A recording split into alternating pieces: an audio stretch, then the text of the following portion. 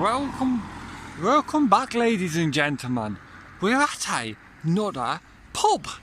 Today in Chadderton, we're looking at its history and how the name Owd Tatts came about from this pub, which started life as the commercial inn, and it's had many alterations over the years. So are we ready to find out the history of the pub? Well, it dates to and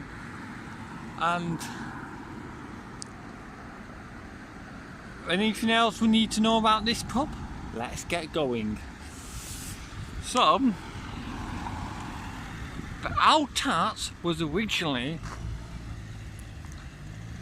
a beer house called Commercial Inn, and it seems to have opened in 1850s. The 1848 Ordnance Survey map shows a number of homesteads and a property at Butler Green. But at that time, the Commercial Inn hadn't been built. The early licensee the author can trace was the 34-year-old James Scholes, who was described as a beer seller and a waller turner in 1861 census. His wife was called Ann, and they had 4 young children. A trade dictionary which was published a few years before the list a farmer called Thomas Scholes at Butler Green, so perhaps he was James's father. By 1866, James Glossop had become the beer seller at Butler Green, and in February he made an appearance in court charged with allowing a man to be drinking in the house about 10 o'clock on a Sunday morning. James answered the charge by saying that he wasn't in at the time. His daughter Mary Ann had served the man with a gill of beer, and he had been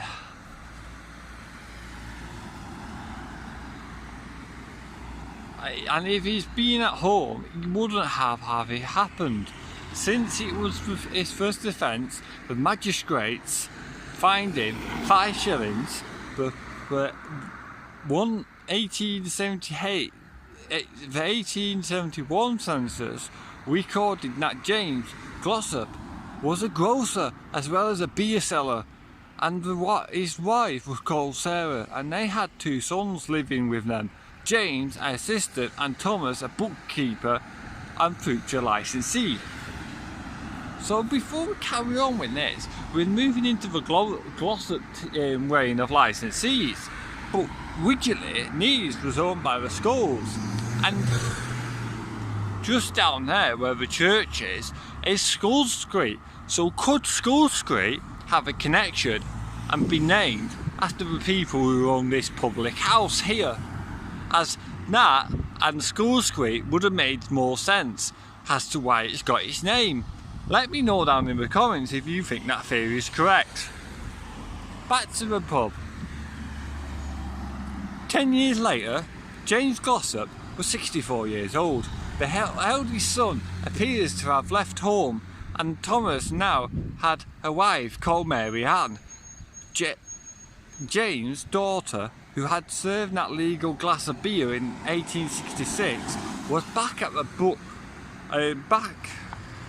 home. The name was now Mary Ann Brooks, and she was a smallware dealer with a young son called Spencer. By 1883, Sarah Glossop had taken over from her husband. Then by 1886, her son Thomas was in charge.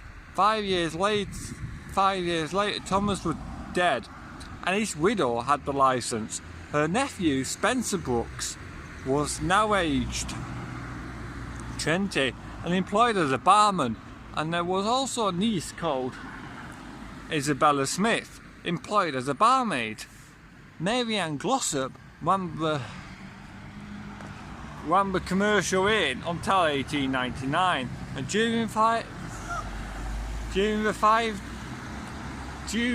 that period, she applied for a wine license 5 times at the application in August 1894.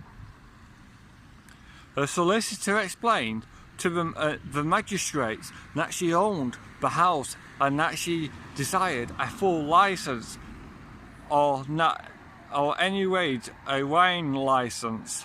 Unfortunately, Mary Ann, it was over 40 years before the commercial could sell wine, and 20 years after that, it became fully licensed.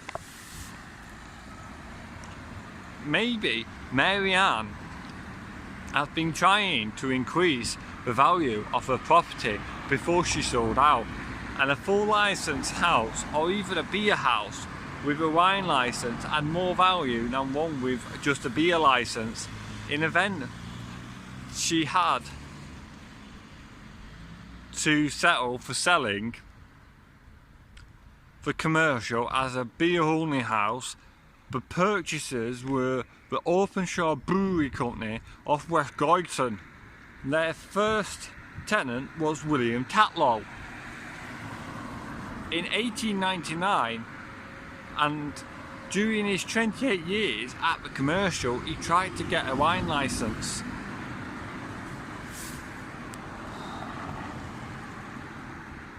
In the First World War, as a central control board for liquor traffic was established under the defence of the Realm Act, the board laid down a set of regulations, and there was some severe penalties for the licensees who did not follow the rules. As William Tatlow discovered at his cost early in 1919, just bear with us, gents, ladies.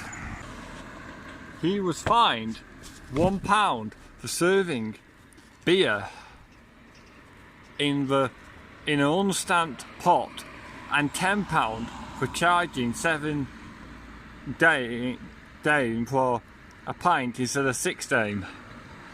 Alice Tatlow became the licensee when her husband died in 1927, and then her son William took over in 1938. 2 years later, applied for the long-awaited wine license.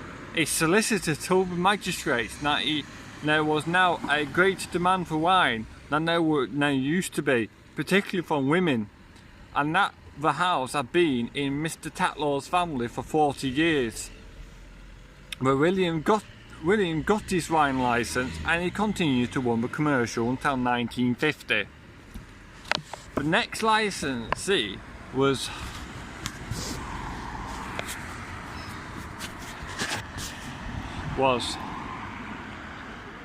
Wilfred Hitchen, and he saw the Openshaw Brewery taken over by Hope and Hanker Breweries of Sheffield in 1956. One of the series of mergers and takeovers which led to the formation of a brewing giant, Basque Charrington.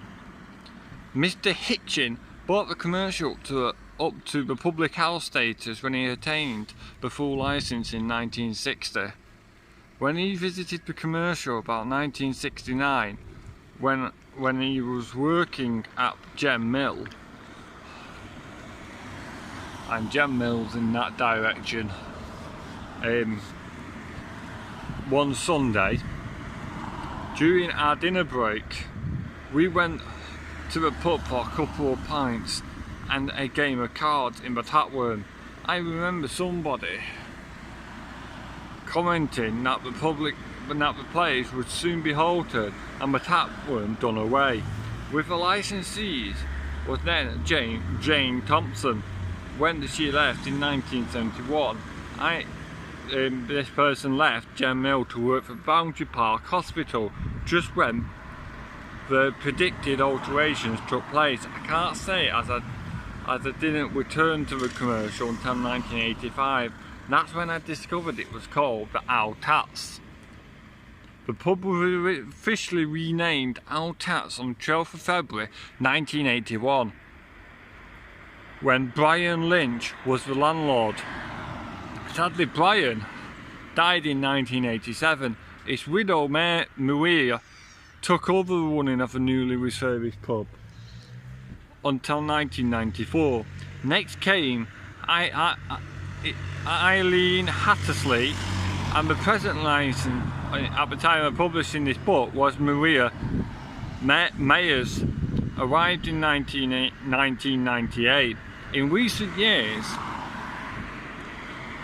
there has been improvements to the pub, but it's so called the Owd Tatts, commemorating the family of licensees who ran the house at Butler Green for half a century. So that's where Owd Tatts come from, ladies and gentlemen. So we're just going to quickly show you now some of the photos how Owd Tatts looked in 1986 and 1981. So bear with me while this happens. Just give me a second. So that's the commercial at Butler Green in 1978, and it was renamed Owd Tatts. And you can see on that picture, I'll show you in a second. We're looking at it now. The first door on the left is still there. The second door in is roughly where that Sky Sports sign is, just there. That would have been another door, and that one would have been a window at some point. And that sign up there wasn't original.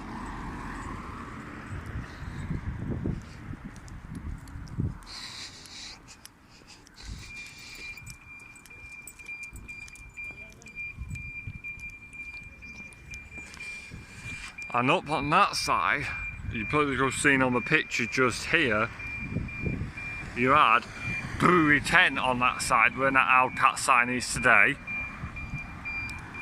And I'll show you the picture. I'll show you the picture of how it looked in 1986.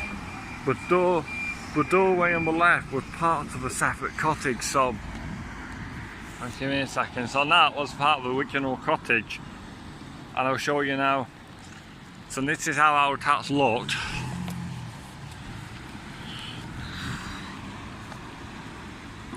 Owd Tatts in 1986, and you can see, and different kind of lantern above that door.